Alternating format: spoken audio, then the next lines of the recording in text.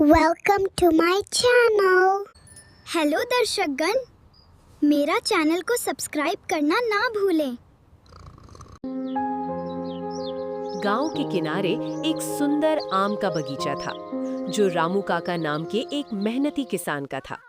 उनके बगीचे में हर साल मीठे और रसदार आम लगते थे। गर्मी का मौसम आया तो पेड़ों पर पके आम लटकने लगे और गांव के कुछ शरारती बच्चों की नजर उन पर पड़ गई। एक दिन उन्होंने चोरी करने की योजना बना ली। शाम होते ही जब अंधेरा छा गया, बच्चे चुपके से बगीचे में घुस गए और पेड़ों से आम तोड़ने लगे।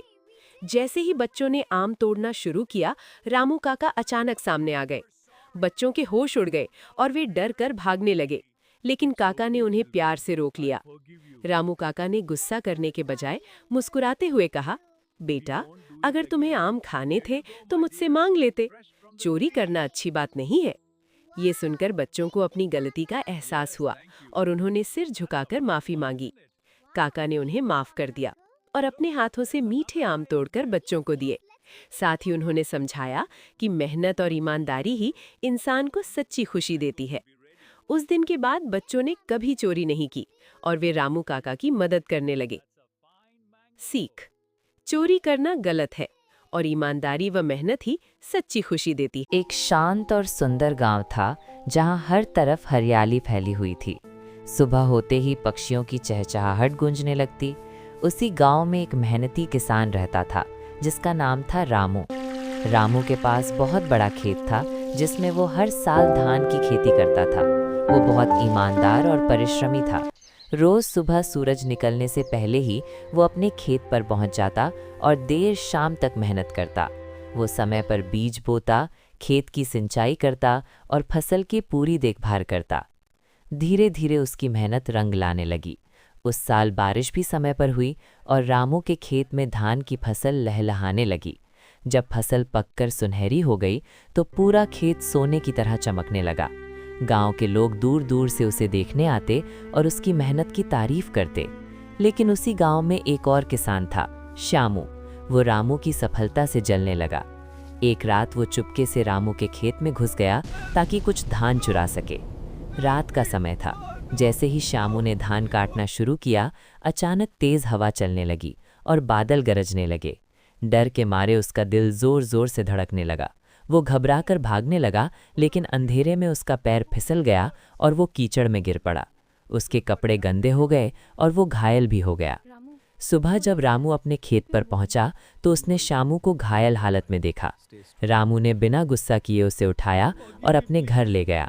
उसने उसकी मरहम पट्टी की और उसे खाना भी खिलाया। ये देखकर श्यामू की आंखों में आंसू आ गए। उसने शर्मिंदा होकर कहा, रामू भाई, मैंने आपकी फसल चुराने की कोशिश की थी, लेकिन आपने मेरी मदद की। मुझे माफ़ कर दीजिए। रामू मुस्कुराया और बोला, कोई बात नहीं श्यामू, गलती करना इंसान की फितरत होती है, लेकिन उसे सुधारना सबसे बड़ी बात होती है। उस दिन के बाद श्यामू ने अपनी गलती सुधार ली।